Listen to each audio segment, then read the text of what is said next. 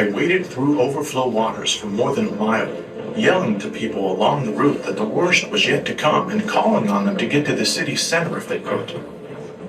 When I reached my brother's sturdily constructed house on the beach, standing there like a lighthouse built on a rock, I found that he had arrived at his home in safety. Some 50 persons had sought safety within our home. The rapid rise in the storm tide soon forced us to the second story. Here we can see wreckage being tossed by the winds and waves, driven against buildings and breaking them to pieces. The wind rocked our place in all directions, and the air seemed to be full of roof slate, masonry, telegraph poles, and all sorts of things.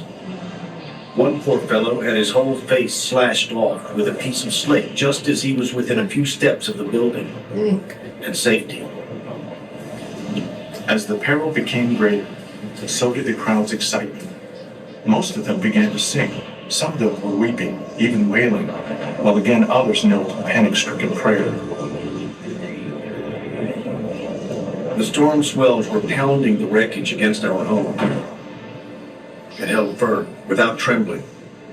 But then a trestle, about a fourth of a mile long, which the street railway had built out over the Gulf, was torn from its moorings.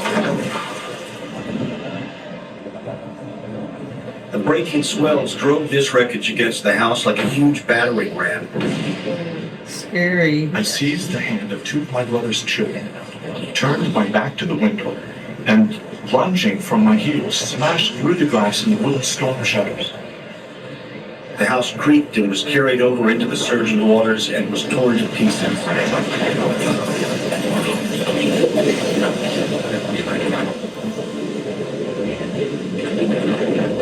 I, with my wife and baby, 6 years old, were in the center of the room. We were thrown by the impact into a triple chimney and were carried down under the wreckage to the bottom of the water. My wife's clothing was entangled in the wreckage and she never rose from the water. I was pinned under the timbers and thought I would be drowned. However, it was not my time to go. When I regained consciousness, I was floating with my body hanging between heavy timbers, which had pressed the water out of my lungs. A flash of lightning revealed my baby girl floating on wreckage a few feet away. I struggled out of the timbers and reached her. In two figures that clung to the drift about 100 feet to leeward, I discovered my brother and his youngest child. In some miraculous manner, they had escaped alive from the House of Doom. Only the mother, one of the dearest of women, was gone. We were never to see her alive again. Almost a calm and quiet sea with low tide. A most beautiful day. One Sunday morning, I went into the streets and saw the most horrible sights that you can ever imagine. I gazed upon dead bodies lying here and there. The houses all blown into pieces. Women, men, and children all walking the streets in a nude condition, with bleeding heads and bodies, feet all torn to pieces with glass where they had been treading through the debris of fallen buildings. I saw hundreds of houses all destroyed, with dead bodies all lying in the ruins. Little babies in their mother's arms. My God, how I did feel for them.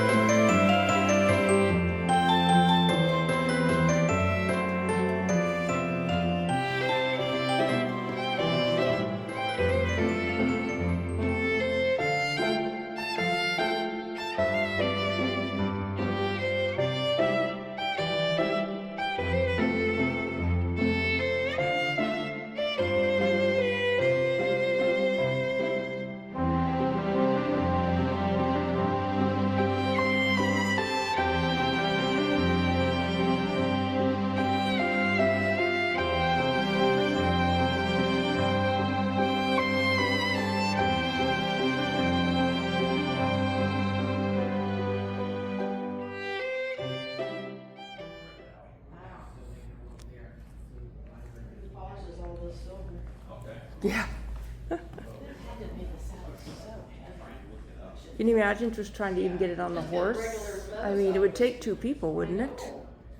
The poor horse. Then they gotta carry a 200-pound man. Yeah, I would love to know how much it weighs.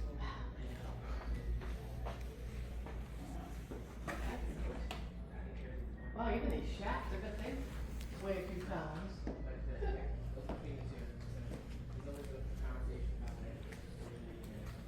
Then in the back here, you go stable, you go all the way to the rear, and you use some railroads. And there's some type of video clipping that Thomas Edison did in reference to people physically living here right after the storm. Oh, wow. And that's on video in the back. Oh, great. Thank you. Oh, Charlie Russell. Hi, Charlie. How you doing, bud? Nice to see ya. I'll even take a picture.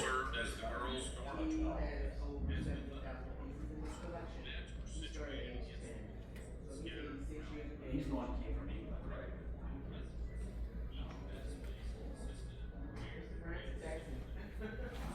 Yeah, but you guys get the second level and special exhibits. There's a presentation that kind of explains who this begins.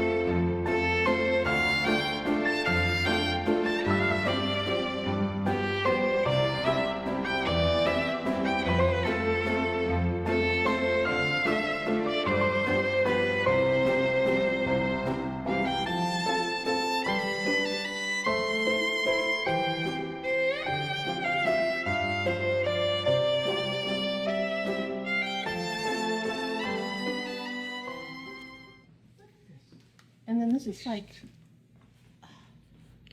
the leather is like silk threads. Or something. It's not Something. like, yeah. Can't. Amazing.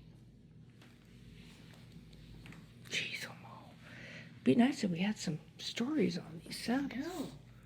Like, what's the deal? And look at this saddle blanket. But I had to put another saddle blanket below it. I wouldn't want to be that horse. I wouldn't want to be those horses either. No, jeez, no way.